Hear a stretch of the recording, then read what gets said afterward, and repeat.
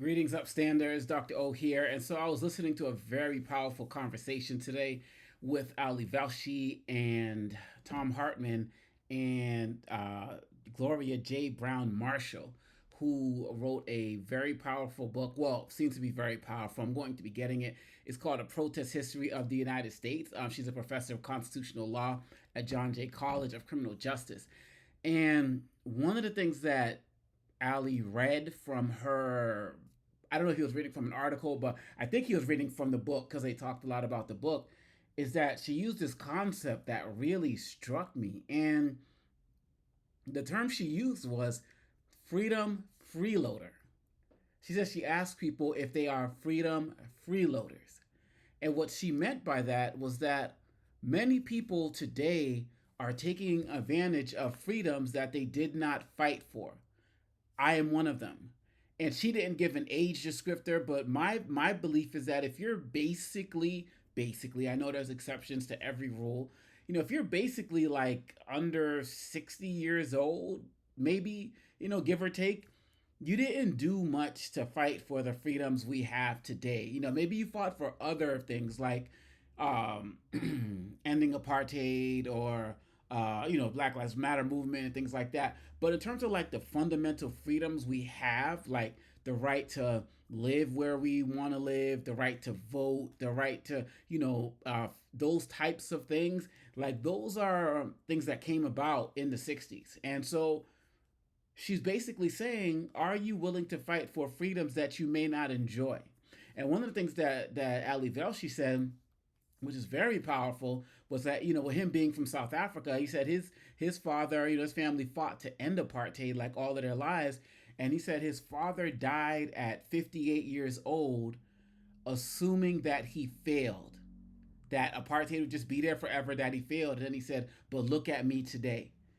And the conversation really resonated with me when I keep thinking about people talking about they're resting. Like we're over 6 months post the election, or I'm sorry, at least post Trump getting into power, right? Because he took over in January, so we're 8 months after the election, and it's like, if what are you resting for still? What are you waiting for? What's the moment? And one of the things the professor said, which I really appreciated, was just like, she's like, everybody doesn't have to be on the front lines. When she talked about the civil rights movement, and her book goes back to the 1800s in terms of studying protest movements.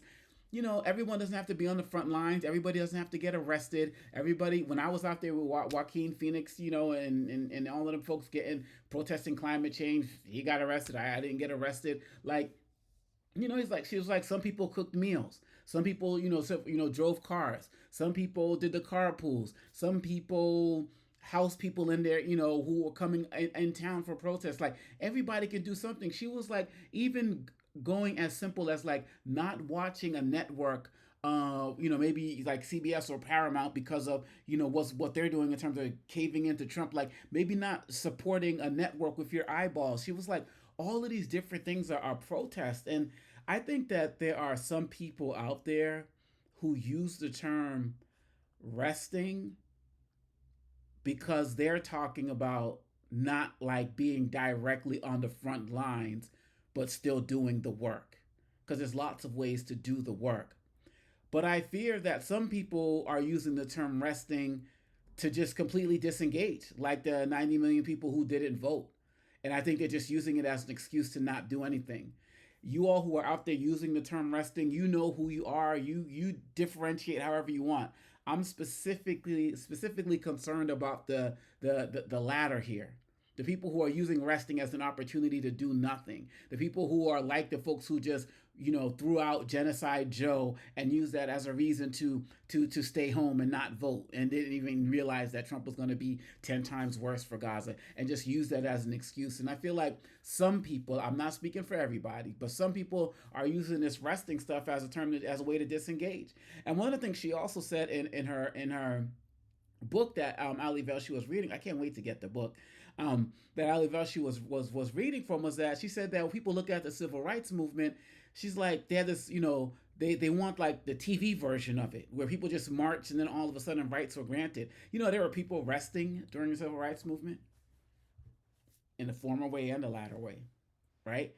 But I think it's also important to remember that there were civil rights activists who did rest while they were fighting. Like Dr. King went to concerts.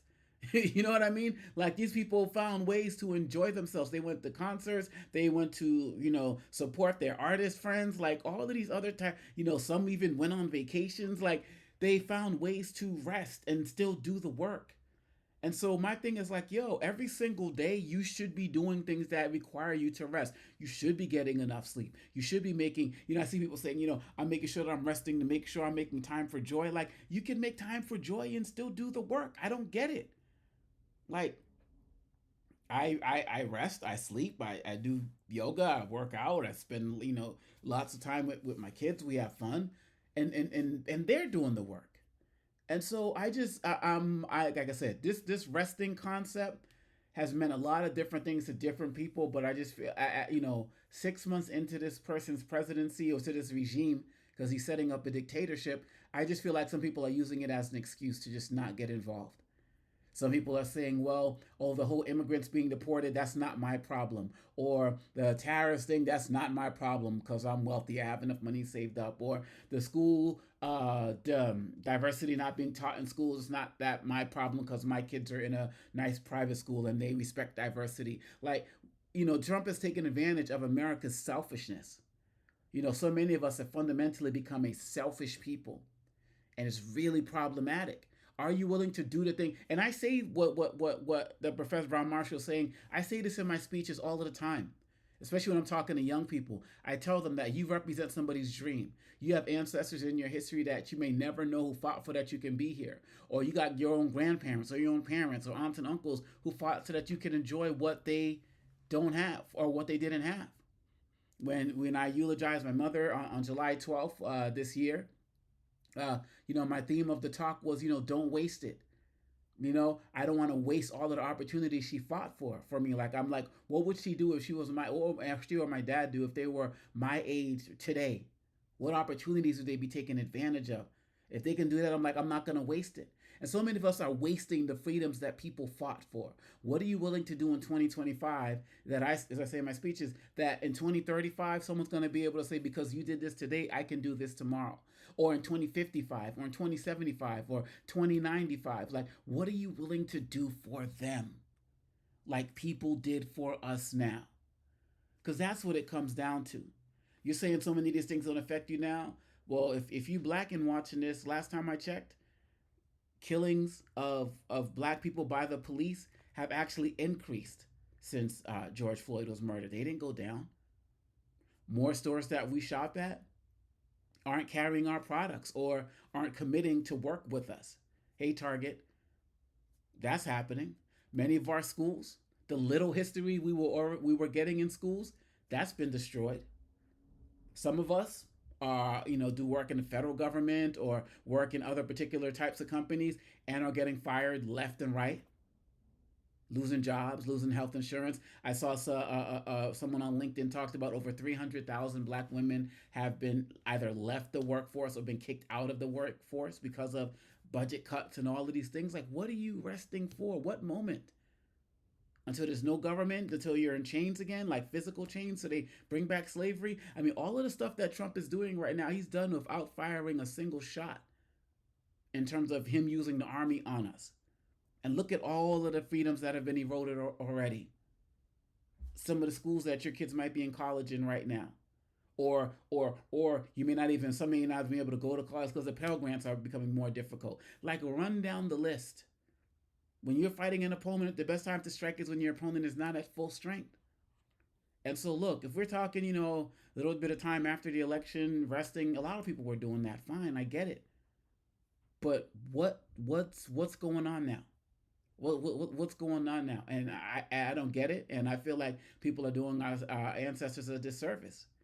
And I feel like rather than talking about getting out there fighting every single day on the front lines 24/7, or rather than, resting, we need to be talking about balance, a balanced struggle. The best thing we can do for our people is to fight in a balanced way.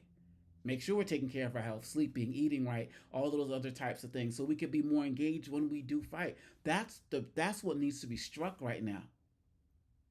But I'm sitting here. I'm not saying I'm sitting here comfortably. I'm not, like balling no millionaire or anything like that. But what I mean is that I'm able to sit in a space where, at least as it stands now, I can own a home. I can be a professor. I can go and teach. I can go and do the things that I do because other people who couldn't fought so that it could be happen, that it could happen.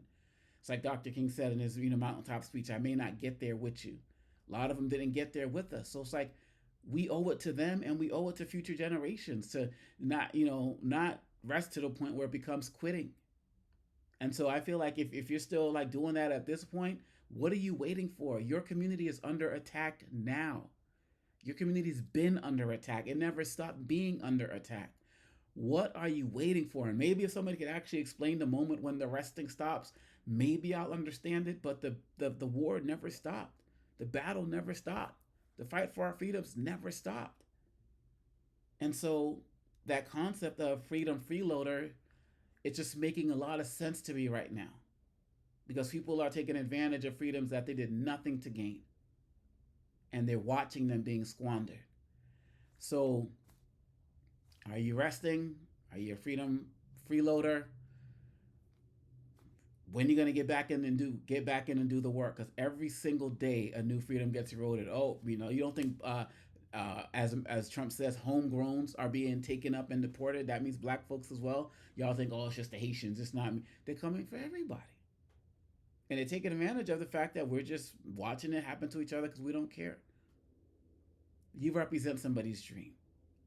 We need to get out there and fight so that other people can have their dreams realized as well, or at least have an opportunity to. And that's what we owe to our ancestors. That's what we owe to our future. And so I'm hoping that if you've been somebody who's been resting, you're going to do something, anything to get back in the fight, like literally anything. Even sending money to an organization is resistance.